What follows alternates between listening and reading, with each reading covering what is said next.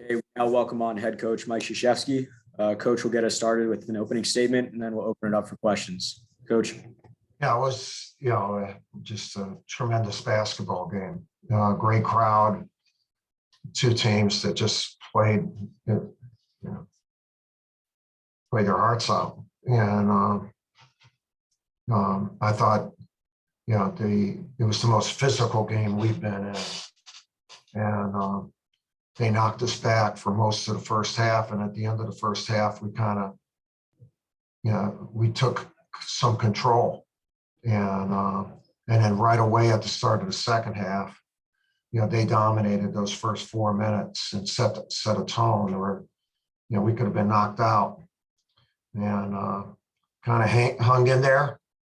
And then in the last 7-8 minutes, we changed defenses, and that gave us a little bit of rest. And I thought it slowed down the momentum of the game. The momentum of the game was, definitely going in their favor for most of the game. And our kids fought like crazy, and I thought Evans made a really tough shot to tie the game. But that's what he does. He's a veteran, and with big time shot, and then he made big time free throws to close out the overtime. And Mills made a huge three in the overtime. But tough loss for us. Big, congratulations to them. Leonard's team played their hearts out, and Trevor, we think it's not a knee, it's a calf injury, but we don't know the extent of it. All right. So, any questions that you all might have? All right, if you'd like to ask a question for Coach, please use the hand raise feature. We'll start tonight with Wiseman.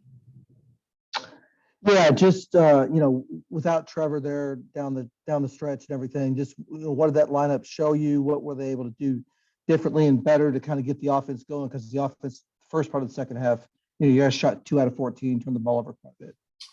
Yeah, well, I thought their defense dominated our offense, and during the time that you're mentioning, I thought Jeremy Roach really played one of his best games, and was really strong with the ball. And then so was Paulo. And we were just much stronger with the ball during that time period, and made really good plays as a result of it. It's like not a kind of an X and O game. They're going to take you out of every play, so you got to make plays. And I thought we started making plays, and Jeremy and Paulo were key to that. Connor O'Neill. Yeah, Coach, I was wondering, you mentioned the zone really changing the momentum of the game, and I was wondering what the decision was to go man for the last possession of regulation. Well, you figured we play man, and they're going to have something set. We figured, that's what we do. And I thought our defense was good. We forced a drive going away from the basket, and the kid made a really good shot. And so that was our thought process. Obviously, when that done, and you'd say the zone would work, and again, that's I don't fault our guys or what we did at that time. KB Ricks. Hey, Coach, thanks for taking the time. That final play of overtime with Wendell taking that final shot, is that what you were looking for? Is that what you called during your timeout, or were you looking for anything else outside of that? There wasn't a timeout. There was 2 free throws. So my mistake. Basically, you have a chance to advance the ball against the defense that's not set, and or is being set, and you want to try to get something to the basket. It's the Wendell or Paulo should have gotten it, Wendell went, and you got to try to take it all the way if you're going. And, just you're looking for a foul shot. I'm not saying he was fouled, don't get me wrong. But when you go to the basket like that, you're looking to score, whether it be on the shot or you get a foul. It was a tough. I'm not saying it wasn't the right call, but to get that block that was a tough way to lose the game on those free throws from a block. And so we were trying to go and get a bucket or get fouled. And again, I'm not saying we were fouled. We were not. That's what we were attempting to do. But you are saying that you wanted Paolo to get the ball in that situation? No, right? either one of them. I mean, they both are really good players. Paolo was playing great, but I don't know. What Wendell did was fine. Jason Evans. Coach, you went the first 15 minutes of the second half without Paolo Banchero taking a shot from the field. Was that something you all were aware of and trying to tell the team to get him more involved or anything? Any explanation for that? It's just he took over so much in the final 5 minutes. It's a little surprising that we didn't get anything from him for the first 15. What were you saying? We planned that or what? No. I'm wondering if you guys were aware of it. And obviously, it's my 1500th game. I'm aware of my really good players aren't getting the ball. Part of it is that they're doing a hell of a job of trying not to let them get the ball. And to give credit to them, I mean, they played outstanding defense. And we opened it up more in the last part of the game. And as a result, he was able to touch the ball more. Evan Colin. Obviously, turnovers were a struggle throughout the game, and the crowd obviously really loud out there tonight, especially with how young your team is and COVID last year. With this being probably the loudest environment on a road ACC game that they've played in, do you think?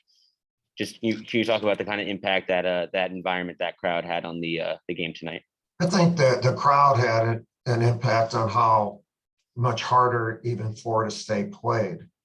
Not that we were nervous or anything. Like I think it, just like in Cameron, when you're playing hard and the crowd is going, it makes you go harder. And Florida State's depth and their physicality, and they played hard. It was tough to get entry passes. It was tough to run plays against them. And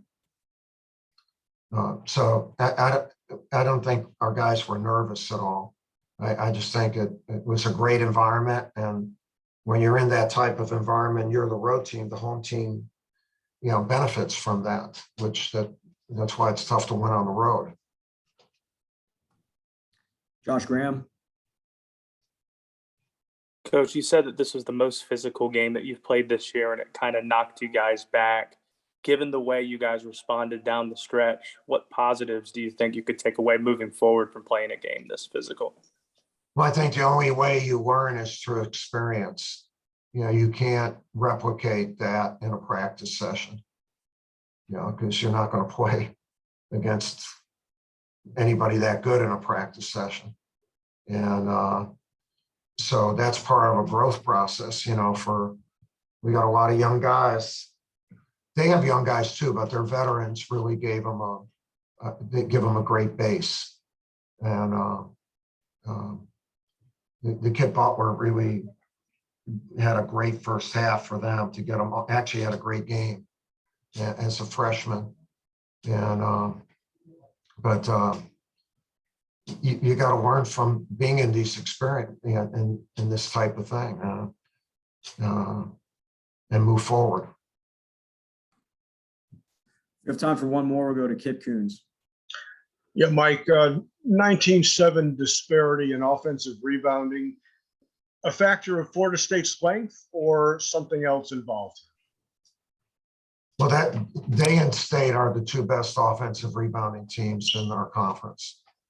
And we knew that coming in, and they knew that we gave up 22 against State in our last game. So as good as they are, they're going to go even harder. They're going to go even harder. And really at the start of the game, and especially at the start of the second half, we gave up multiple offensive rebounds. And that could have knocked us out for the rest of the game. And it didn't, but you know, a lot of those rebounds came during those first 4 minutes of the first half and first 4 minutes of the second half. And you know, it's something that we're working on, that we have to get better in. You know, the defensive rebounds, the culmination of a good defensive exchange. And our defense was pretty good, but when you give up shots afterwards, second and third shot, excuse me, obviously it's not a thing you want to do. All right, Coach, thank you for your time. All right, thank you.